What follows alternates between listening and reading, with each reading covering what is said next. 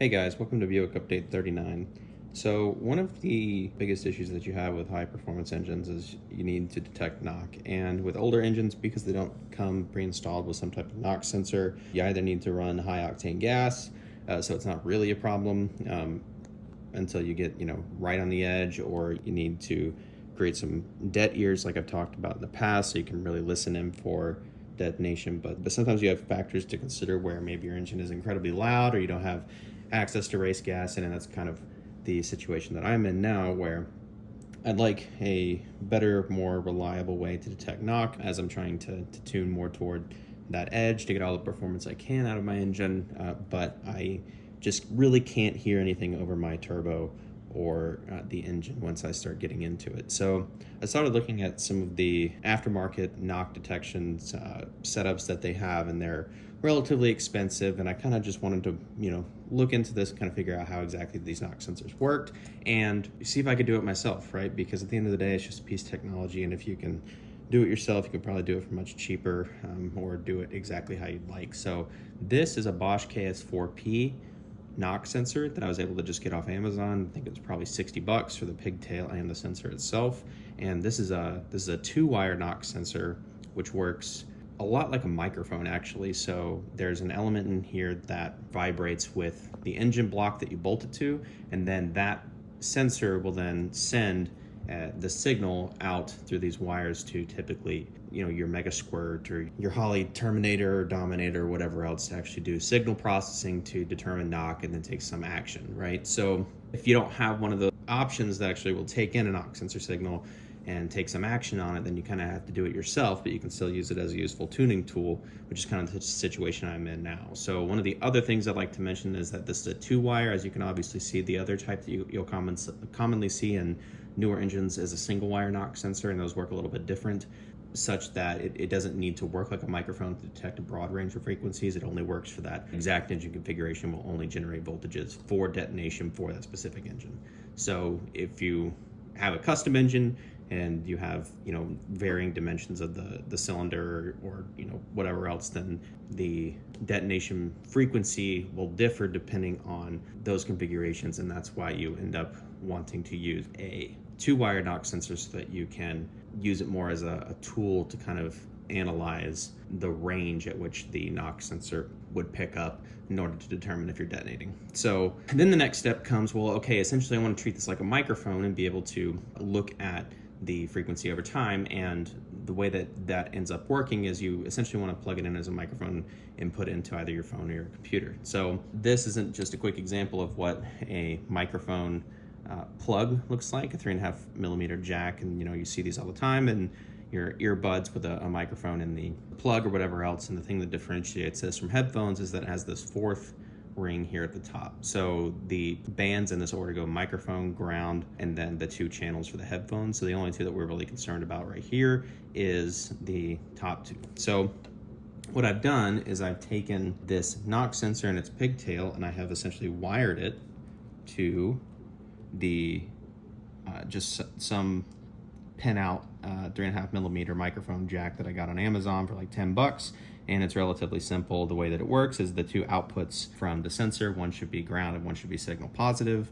And I just essentially wired these to the green and black, which this particular pigtail, that's what the color code for this particular pigtail. And if you look at like Amazon, it should probably give you the pin out of what colors your wire happens to be. So I'm not sure if these are standardized or not. And then you can obviously see the white and red are the 2 channels that we're not using, because this is just as a microphone, not as a microphone and speaker. So you would think, okay, well, this is great. This should be relatively easy enough. And then I should be able to just go to my sound settings. And this is a Mac, it should work the same on Windows. Plug this in and nothing happens. Okay, well, that's odd. Maybe there's something wrong with my computer. Plug in an actual microphone. Okay, it was able to detect that external microphone. Maybe it's something just about these 2. Here's a set of old earbuds that happen to have a microphone included on them. Plug this in. Okay, it detects that microphone just fine too. So then you kind of wonder, okay, well, what's the deal here? So how can I use a knock sensor and wire it in to be able to use a computer or a phone to do some processing to pick this up. So the issue here is that because this isn't a regular microphone element, it doesn't actually have the same electrical characteristics as an actual microphone. So if I were to, for example, put my multimeter in the highest range that I can, 200,000 ohms, and then measure the ends, this is not plugged into anything, so this is an open circuit, and just try and measure the resistance between the two ends of the output of the knock sensor, you'll see that it just stays at 1. So essentially it's an open circuit, or it's incredibly high resistance. So it'll only induce voltages in the circuit once it actually detects a signal. Whereas that is different to an actual microphone, because if we look at the two rings for the microphone and ground on this actual microphone, actually we'll go down a few ranges to the 2000 ohm range and look at that. You'll see that it ends up being about 954 ohms in that case. We go look at the same thing on our headset, measure ground and the microphone.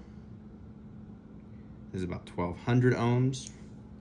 So basically it would seem that most computers would just use the resistance of the microphone and ground pins to determine whether or not there's a microphone present, because interestingly, when you plug this in, it just detects that something was plugged in. It must be earbuds without a microphone, and it just doesn't recognize it as input. Then if we go back to getting this to work, essentially we need to make it replicate the resistances, because this is such a high resistance, the computer can't recognize it, so we need to make it look something like this to the computer. And so again, the way that we do this is if we have this microphone input, we plug it in, nothing happens.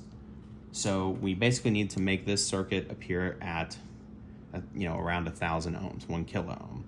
So if we take a 1 kilo ohm resistor and install that in parallel like that, then essentially what we get is we have this diagram of what it looks like currently. So we'll take this pin from ground and microphone and wire it to the two sides of the knock sensor, which is essentially an infinite impedance. And what we're doing is we're adding a resistor right here at 1 kilo ohm. So when we plug this into the computer, if you remember your electrical theory, the way that you find the total resistance of a parallel circuit is you'll add the inverse of these two. So essentially we're adding 1 over infinite, which is 0, and we're adding the resistance of 1 kilo ohm to the other one. So this should essentially end up being, this turns into 0, so we end up getting about a resistance of 1 kilo ohm that the computer will actually see through this circuit. And so once we have added this in, then the computer will recognize the 1 kilo ohm resistance. So then when we plug this in, it does recognize it as a microphone. And then we can confirm that it is the actual knock sensor by tapping on the microphone in the laptop and seeing that there's no input level. But then when we tap on the sensor, we do see some input. So this is fine and fantastic, and it's not particularly helpful in the case that we just want to listen to the knock sensor. But where it becomes very interesting is when we can look at what's called a spectrogram of the input from the sensor, so that we can take all of the frequencies that this sensor detects and then detect it visually over time, so that then we can basically have a picture of the frequencies that it's picking up, and then we can see the bright spots where it's detecting the signal in the range of what we would expect to be knock. So there is a program on Mac called Fritcher, but there are several programs that you can use on iPhone or Windows or whatever else that just provide some type of spectrogram for a audio input. So if we were to open this up, you can see that if I unplug this, it's going to skip to my internal mic, and then you'll be able to see it provides all the frequencies from my internal mic visualized, and then the colors are based on their decibel levels and how loud they are. So you can see when I whistle, is taking that frequency and then it's moving it up and down because the frequencies are changing, but the volume is nearly staying the same. So when we switch this to the input for the knock sensor, this is where it gets really interesting. Now we can attach this to an engine and then actually just see the frequencies that the engine is making, but on a much finer detail. We can record it, we can analyze it later, play it back against our tuning data, and then whenever loud sounds are played, like when we tap this, you can see that the sound waves were represented as part of this graph. And then compare that from the output of logs that I have in order to determine if and when it's knocking. And then even cooler than that, in this particular program, we can also specifically set minimum. So they have calculators online where you can check to determine, based on your engine's bore size, what frequency it will detonate at. And in my particular engine, for a 3.915 inch bore size, I think that the frequency for it detonating is about 5,700 or 5,750 hertz. So if I were to take that minimum frequency and type in something much higher, so we filter out maybe 5,500 to 6,000,